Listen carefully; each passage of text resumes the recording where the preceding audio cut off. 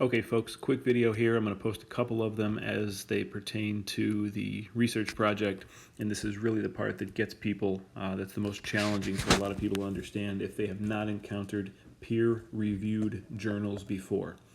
So I'm going to put this link that you see up here at the top in the module, and what I will show you here is the best way to navigate it, and what you're going to get is a ton of websites, probably some dead links as well, but a ton of websites that will take you to peer-reviewed archaeological journals online, and you can then choose an article, copy the link from it or the abstract, and put that in the submission for the next 2 weeks. The assignment for the next 2 weeks, not just one, is simply to get your journal article okayed by me.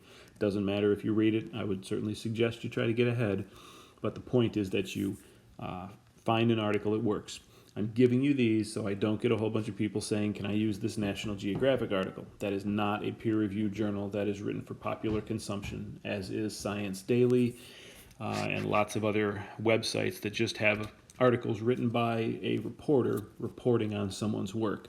Those do not work for this project. You have to have a peer-reviewed journal article written by someone about their research, which means they've done research, they've written up a report, it's very technical, something that you certainly are going to probably have to read and reread a little bit through to understand because it's so technical, though hopefully having taken the class you'll understand it better.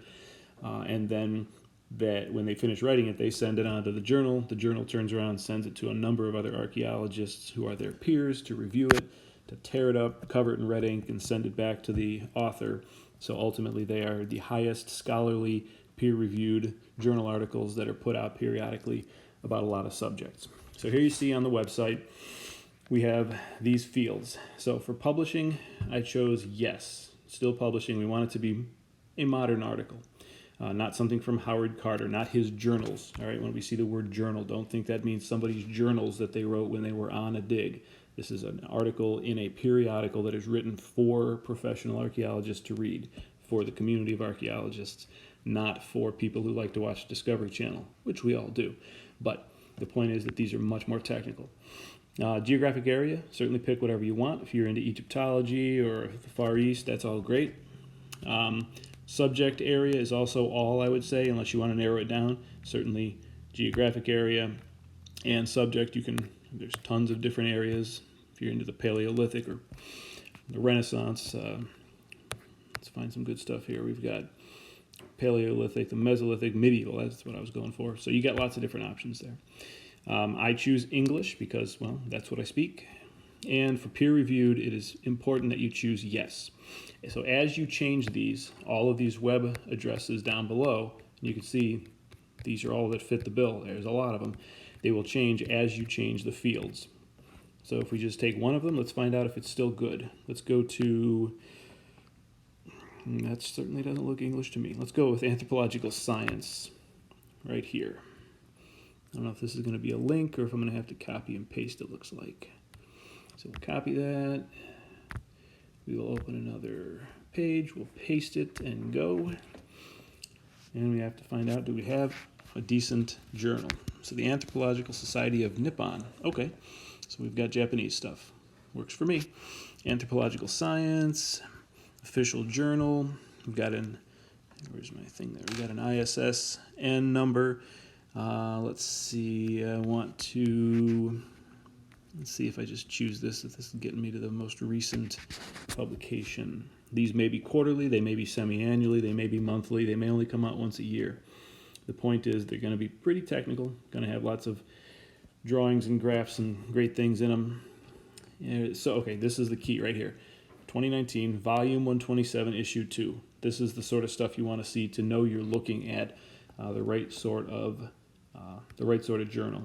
And there you've got 956 registered articles. Now, this may or may not be one that I can get articles from for free, and obviously I'm not telling you have to pay for one, but you're going to need this time. I give you 2 weeks because you're going to be searching, you got to find it, you got to start reading and decide if it's too technical for you. Might be really, really cool, high-tech stuff, but that may be more than you want to get into, so we've got to think about that. This one looks interesting. Carbon, nitrogen, sulfur stable, stable isotopic reconstruction of human diet in mountainous woodland village. See, nice long title, lots of big words. Clearly a peer-reviewed journal. Let's check this one out. See if they're going to charge me. So there's an abstract. That is what you would want to copy and paste and send to me, or just the link up here in general. That would be adequate for me to actually go to the article so I could determine you've chosen the right thing. Lots of references, figures. Do we get to see the article, however?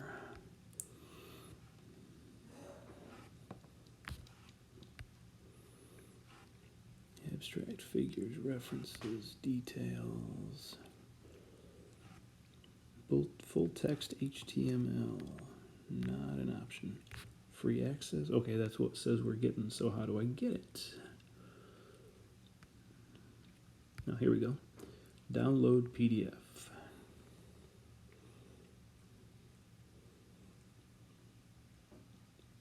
Yep, that looks like a journal article, not the sort of thing you'd see in a magazine. So you got when it was received, when it was accepted, you've got all these names, you got lots of superscript letters and footnotes and things, an abstract, a title with more words than you can shake a stick at. That's what we're looking for.